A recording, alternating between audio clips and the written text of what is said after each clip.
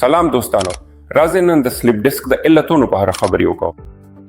سلیپ ډیسک چې دته ډیسک پرولاپس، ډیسک هرنیشن، لمبر PIVD یا PLID هم ویل کیږي. دا ټول ناروغۍ د یو عام اصطلاح لاندې راځي چې هغه سلیپ ډیسک دی. دا عموما د مله د لندې برخې کې پیښیږي چې هغې ته لمبر سپاین ویل کیږي. اس مخکې له دې چې د سلیپ ډیسک د علتونو په اړه خبرې وکړو، راځي لومړی دا پوه شو چې ډیسک څه شی دی. ډیسک په اصل کې د مله د لاندې هډوکو ترمنځ یو شاک ابزرو دی. نو د دوه هډوکو ترمنځ یو نرم د بالښت په شان جوړښت وي چې له چیلي ډک وي. دې ته ډیسک ویل کیږي. د ډیسک رول دا دی چې فشار جذب تھی.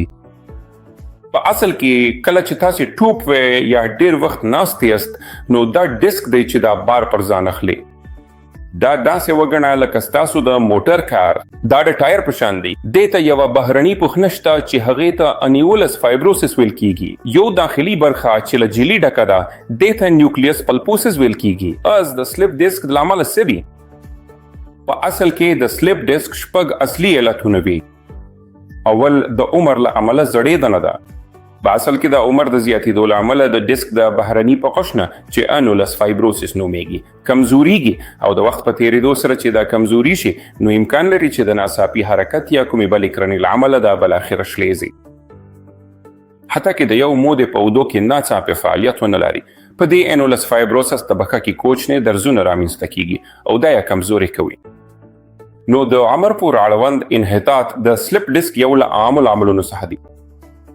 دویم یې تکراري خمیدل یا تکراري درون بار پورته کوي. لکه که تاسو په منظم ډول په جیم کې تمرین کوئ، تاسو درن وزن پورته کوئ، یا که تاسو د ښکته کېدو پر مهال وزن پورته کوئ، نو دا ستاسو په ډیسک باندې ناوړه اغیزه کولی شي. په نورمال ډول څه پیښیږي که تاسو مخ په واړځئ، لکه د سوټ کیس پورته کول، او ناڅاپه په کڅوړه کې یو کیچ نازي. دا ښیي چې ستاسو په شا کې د سلیپ ډیسک ستونزه ده. په نورمال ډول کچیرې حالت ښه نه وي یا تخنیک سم نه وي، او تاسو هڅه کوئ چې درانه وزن پورته تړئ، یا تاسو په یو دکان کې کار کوئ چیرې چې تاسو باید د درنو موادو د پورته کولو لپاره په مکرر ډول ښکته شي، نو دا هم د سلیپ ډیسک لامل کیدی شي. دریم تر ټولو عام دلیل یې ناڅاپه ټپ یا لویدل دی.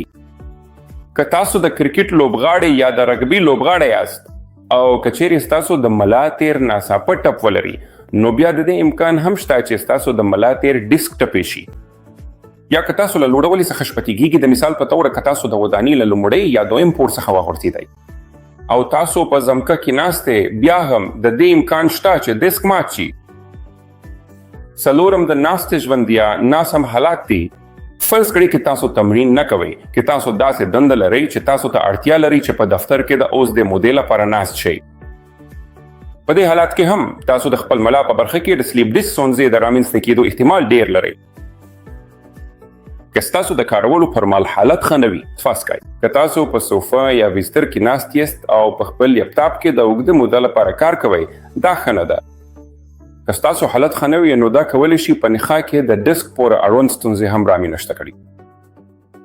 همدارنګه هر کله چې تاسو ناسته یاست، تاسو باید تل د کار کولو لپاره د دفتر مناسب څوکۍ او میز وکوئ. نو په ارګونامیکي توګه هم ستاسو حالت ښه وي او تاسو په راتلونکي کې سلیپ ډیسک رامنځته نه کړئ. د ډیسک هرنیشن پنځم دلیل چاغښت دی. که څوک ډیر وزن ولري، نو د هغه وزن هم ګیو دی. دا د نخاع پر سر ډیر فشار راولي، او دا فشار ستاسو د نخاع ډیسک ته د بار په بڼه انتقالیږي. نو د وخت په تیریدو سره ستاسو د نخاع ډیسک نرم یا کمزوري کیږي، او د ډیسک بهرنی فایبرونه چې انولس فایبروسس ورته ویل کیږي، ها هم پرې کیږي. او کله چې دا پیښه شي، د ډیسک مرکزی برخه بار راځي او اعصابو باندې فشار راولي، چې دا کولی شي سیاتیکه هم رامنځته کړي. نو د خپل بدن وزن کنټرول کړئ. دا ډیره مهمه ده. شپږم د سلیپ ډیسک یا ډیسک هرنیشن لامل جینیاتي لاملونه دي. ځینې وختونه دا په کورنۍ کې چنیږي. که چیرې پلار یا مور ډیسکونه ولري چې په اندازې کې کوچني وي، د انولس بهرونی طبقه کافي نه وي، بیا دا کولی شي په ځوانو ناروغانو کې د ډیسک لومړني تخریب یا د ډیسک پرولاپس لامل شي. نو ملګرو، په ټولیزه توګه شپږ دلیلونه شته. لومړی د عمر پورې اړوند دی. کوم چې تاسو البته نشئ کولی بدل کړئ.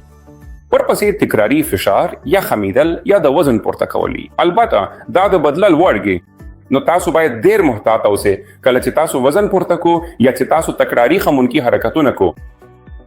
دریم یې نڅا پټپ یا لویدل هی.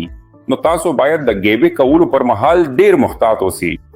دا چې تاسو باید خپل مله ټپي نه کړئ په ځانګړو توګه د لوبو یا د تمرین فعالیتونو په جریان کې.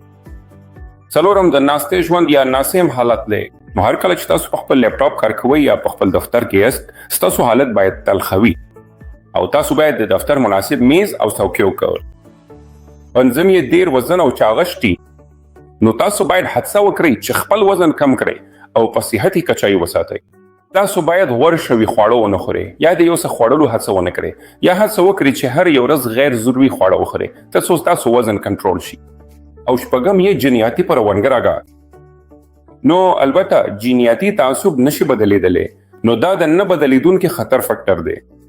خو په ټولیزه توګه که تاسو خپل وزن د محدودیتونو لاندې وساتئ په منظم ډول تمرین وکړئ خپل حالت ښه وساتئ او د ناڅاپي کړېدو یا تعویضو حرکت څخه مخنیوي وکړئ تاسو کولی شئ خپل نخاع خوندي وساتئ او تاسو کولی شئ په راتلونکي د سلیپ ډیسک ستون څخه مخ ونیسئ.